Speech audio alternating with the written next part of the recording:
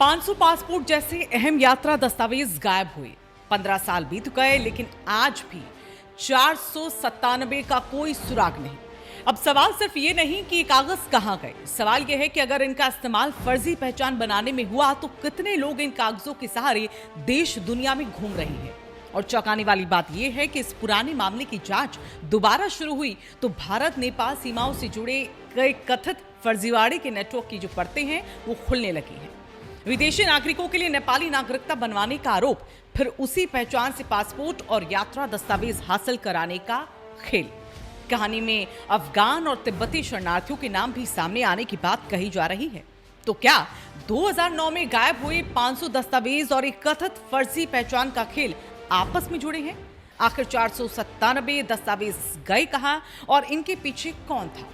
नमस्कार, आप देख रहे हैं राजकुमारी और मैं हूं आपके साथ ऋतु बिष्ट। दरअसल कहानी की शुरुआत होती है साल 2009 से। नेपाल के विदेश मंत्रालय के स्टोर से 500 खाली यात्रा दस्तावेज गायब हो गए। इन दस्तावेजों की सीरीज थी A026001 से A026500 तक। अब जरा इन आंकड़ों को समझ लीजिए कि 500 दस्तावेज गायब हुए, लेकिन इतने साल बाद सिर्फ 3 दस्तावेज ही बरामद हो पाए, यानी 497 दस्तावेज आज भी गायब है। सालों तक मामला जो है ठंडे बस्ते में रहा, लेकिन अब नेपाल में इस पुराने मामले की जांच एक बार फिर से शुरू हो गई है। जांच नेपाल पुलिस के केंद्रीय जांच ब्यूरो यानी कि CIB कर रही है। जांच के दौरान विदेश मंत्रालय के एक पूर्व अधिकारी बचराम केसी को गिरफ्तार किए जाने की बात सामने आई। उनसे पूछताछ हुई, पुराने अधिकारियों से सवाल किए गए और इसी पूछताछ में ऐसे सुराग मिलने की बात सामने आई है जिसने पूरे मामले को एक नया मोड़ दे दिया है। दरअसल यहां जांच में आरोप है कि भारत नेपाल सीमा से जुड़े कुछ इलाकों में एक ऐसा नेटवर्क काम कर रहा था जो लोगों के लिए फर्जी नेपाली नागरिकता तैयार करवाता था। मतलब पहले किसी विदेशी नागरिक के लिए नेपाली पहचान तैयार करवाई जाती थी और फिर उसी पहचान के आधार पर नेपाली पासपोर्ट या फिर यात्रा से जुड़ी जो दूसरे कागजात होते थे उन्हें हासिल करने की कोशिश इसमें की जाती थी। यानी जो खेल है वो सिर्फ एक फर्जी नागरिकता तक नहीं रुकता था। आरोप है कि फर्जी पहचान को आगे बढ़ाकर असली सरकारी दस्तावेज हासिल करने का एक रास्ता भी बनाया जाया करता था। और इस पूरे काम में भारत और नेपाल में मौजूद दलालों के एक नेटवर्क की बात सामने आई है। ध्यान रहे, ये सभी आरोप है और मामलों की जांच अभी जारी है।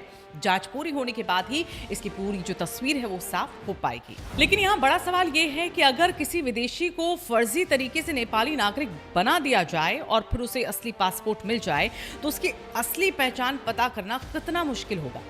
और अब इस कहानी का वो हिस्सा जिसने चिंता को और भी ज्यादा बढ़ा दिया है। रिपोर्ट्स के मुताबिक इस कथित नेटवर्क में एक व्यक्ति से करीब $5000 तक लेने की बात सामने आई, यानी करीब 4 से $4.25 लाख रुपए तक। अब जरा सोचिए, कोई व्यक्ति इतनी बड़ी रकम किस चीज के लिए खर्च करेगा? सिर्फ एक कागज के लिए या फिर उस कागज के जरिए एक ऐसी नई पहचान हासिल करने के लिए जिसके सहारे आगे का जो रास्ता है वो उसके लिए बेहद ही आसान हो जाए। इस जांच में अफगान नागरिकों और तिब्बती शरणार्थियों से जुड़ी कड़ियों की भी जांच किए जाने की बात सामने आई है।